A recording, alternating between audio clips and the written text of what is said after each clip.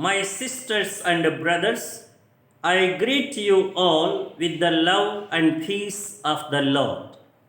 I invite you to meditate together with me on the Holy Word of God of 21st February 2022.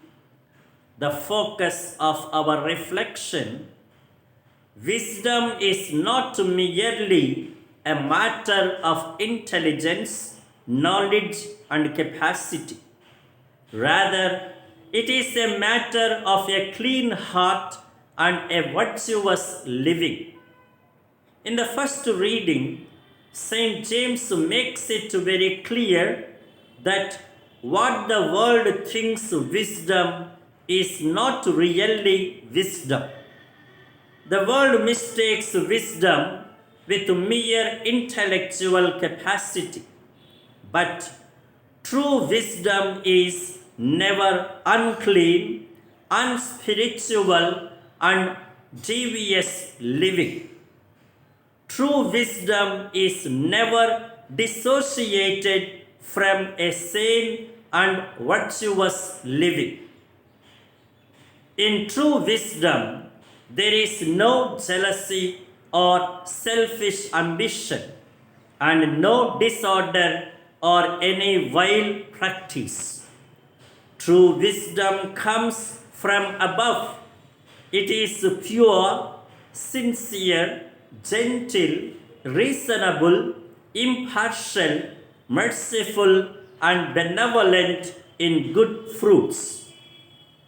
In the Gospel, Jesus shows that such wisdom comes only from a clean spirit.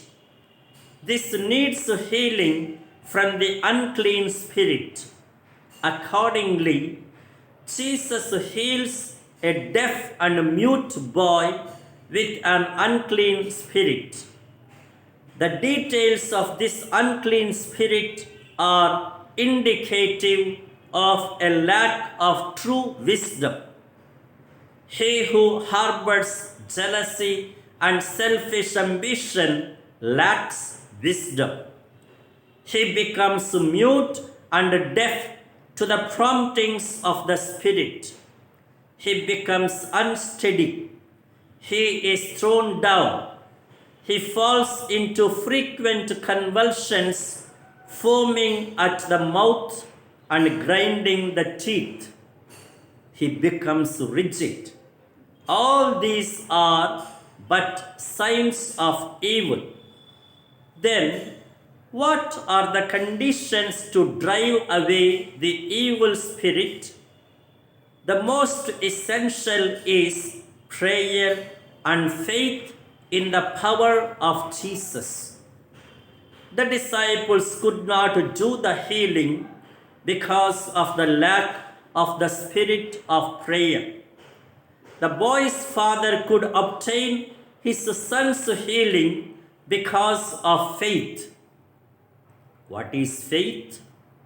Faith is turning to Jesus in humility and prayer. What is prayer? Prayer is turning to Jesus in humility and faith. The boy's father trusted in Jesus in his need with deep humility, saying, "I believe, help my unbelief." On the other hand, the disciples fell inadequate in this spirit of humility and faith. Here, we do not debate the disciples' faith in Jesus. We do not also contend that they wanted to sideline Jesus. We may not attribute any wrong intention to their attempt to heal, because perhaps they sincerely intended not to disturb their master. Perhaps they also sought some self-recognition.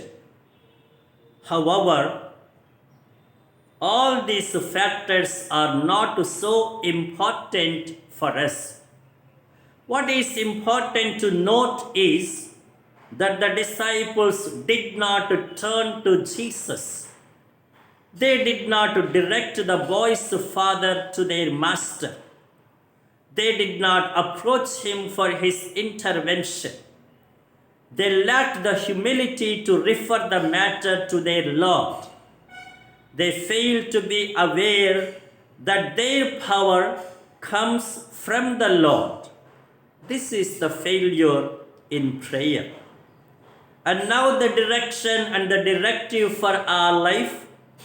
True wisdom leads us to seek to nurture a clean heart, a devout spirit that fears God, to get healed by the Lord, and to live a life of true spirituality and integrity.